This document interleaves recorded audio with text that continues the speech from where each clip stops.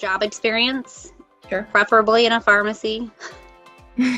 I'm surprised by how many people have paid however many hundreds of $1,000s we're paying now for pharmacy school and has never worked in a pharmacy. Like, how do you even know you're going to like it? So involvement in an organization. And what I mean by that is not just being a member. Of course. Being involved, having that leadership position, whether it is running a committee or being the president. Like, those two things are weighted almost equally in my mind because not everybody can be the president, right? Mm-hmm. Yeah, but the fact that you tried to get involved and have leadership. And then research experience. So that you have done research and presented that at least as a poster somewhere. Yeah. Actually, one of the things that I look at the most is thinking if somebody also has a job while they're in school. Sure. So now I'm not particular that it necessarily has to be in pharmacy, but that's always a nice bonus. And it doesn't have to be in the hospital, even though that's what my setting is. I personally come from a retail background as a student, rolled into pediatric residency. But I think that the thing I'm trying to get out of a resume is looking at that somebody can multitask.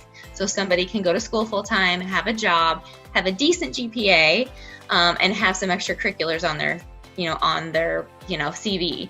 So, just to give you an example, somebody that has a 4.0 but doesn't have a job or do anything else and has only time to dedicate to that is not going to do well in my experience as a resident because it's so much multitasking. Yes. And that's really the key to even the job when you're done. And so I always try to look for things like that. Like, what are they doing extracurricularly? Are they working full time while they're a student and they're still keeping up a decent GPA? Though that's really kind of the key things I'm looking at when I'm going through someone's CV to see that they are able to handle all these different types of work and still maintain like a balance and be able to do well in all of those things. One is really, again, not in order of preference, but is work experience is one. Okay. Two would be probably your ATPE rotations. Three would be extracurricular activity, which includes, do you have publication? Are you, president of the APHA or whatever? So I consider that as extracurricular activity. I was thinking about this question, and I would say I probably actually have 4 top items, if that's okay. Sure. Yeah, go for it.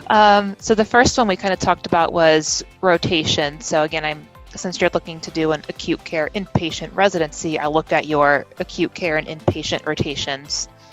I also looked at work experience to see if you've ever had a job and what kind of pharmacy work experience and for how long. Mm-hmm. I also look at your activities you have listed, such as your organizations and volunteering. And I don't want to read a paragraph about each one, but I want to see, were you able to do things outside of just attending class, or have you been a leader of some sort before?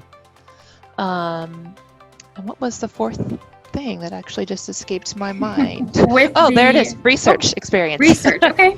So not that not doing a research project would exclude you, but if you have done a research project or an MUE, usually those candidates tend to maybe have some better organizational and time management skills and more realistic expectations of what those types of projects entail. So that's always kind of an extra bonus for candidates. And I would say I mentioned this before, so any type of passion or interest towards community pharmacy is something that I really look for.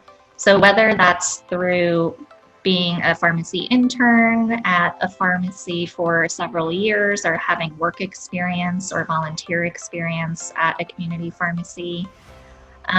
Also, if a candidate has some leadership experience, that's also something that is impressive, not only because of the position that they hold, but also it shows that they're able to manage both their workload at school as well as extracurriculars. So it gives some insight into the time management skills that the candidate has.